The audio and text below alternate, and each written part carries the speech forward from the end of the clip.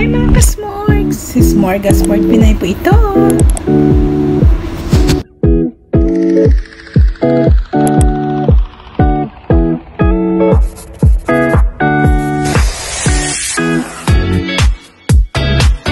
Welcome na naman sa pagluluto natin mga ka-smorgs. Ito na, magluluto na naman po tayo ng ating version ng igado.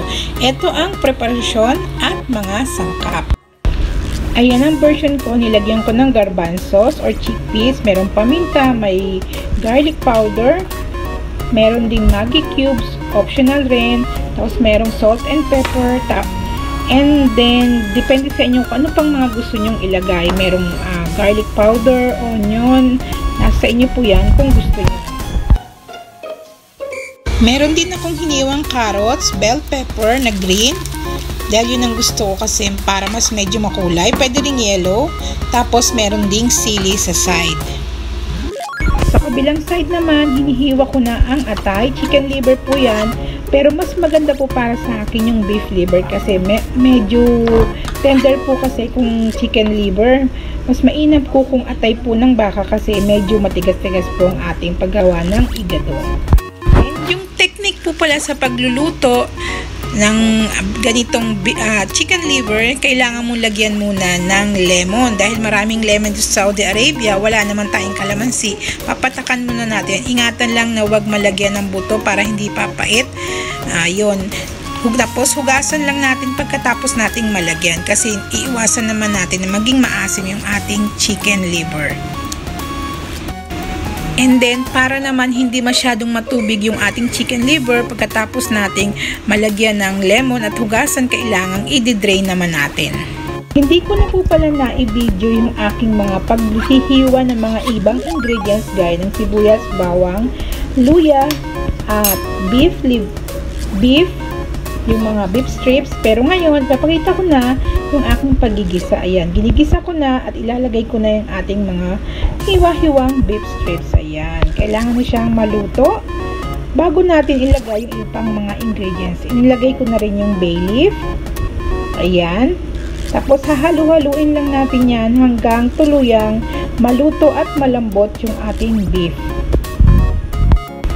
Titimplahan na po natin yan ng garlic powder. Optional lang yan, pero kung gusto nyo pa, kasi meron na rin garlic yan. Kung ako kasi mas gusto ko yung mas malasa, so dinagdagan ko ng ganitong garlic powder. Or pwede namang onion powder, pero optional lang kung gusto nyo lang po yan. So, ayan, hahalu-haluin na lang natin muna. At isusunod naman natin ang paglalagay ng asin. At konting paminta. Halo-halo syempre. Mix po lang muna natin. Lagyan ng toyo or mushroom sauce, haluin, at takpan. Ayan.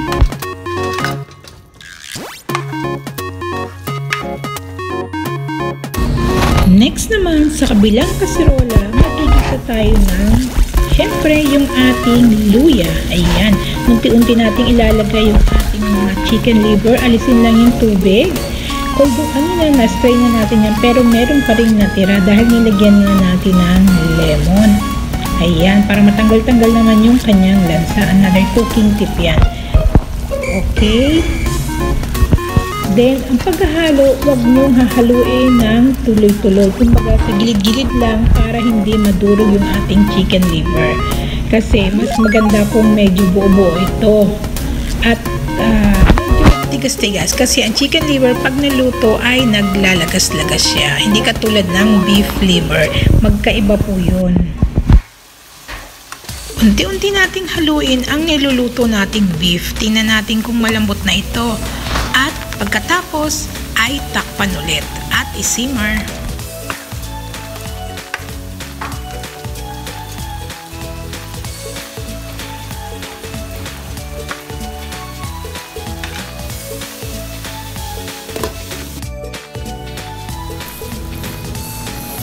Tingnan natin kung gaano nakalambot ang ating karne.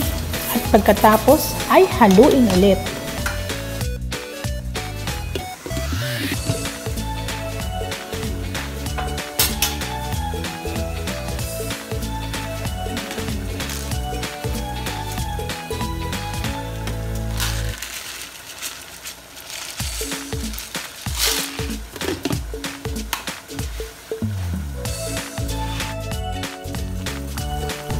Tingnan sa kabilang kaserola kung luto na ang chicken liver.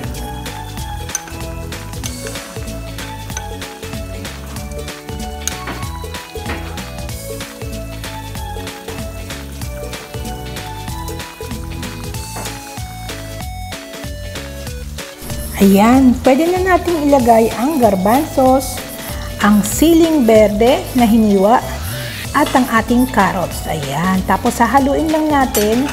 Hintayin lang natin maging, para sa akin kasi gusto ko half cook lang ang mga gulay.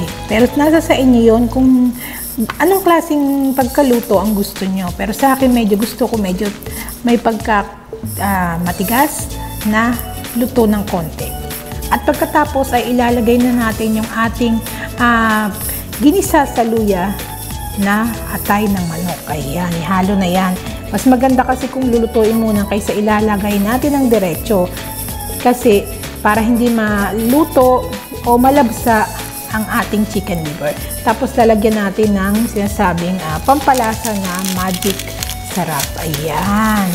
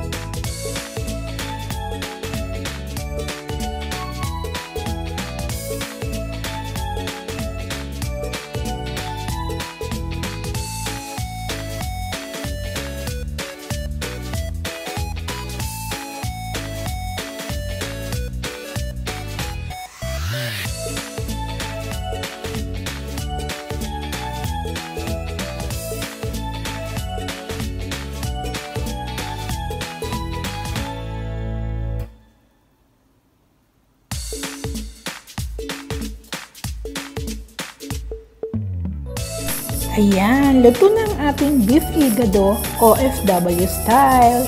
Ayan, kain na. Yum, yum, yum. Maraming salamat po sa panonood at don't forget to subscribe.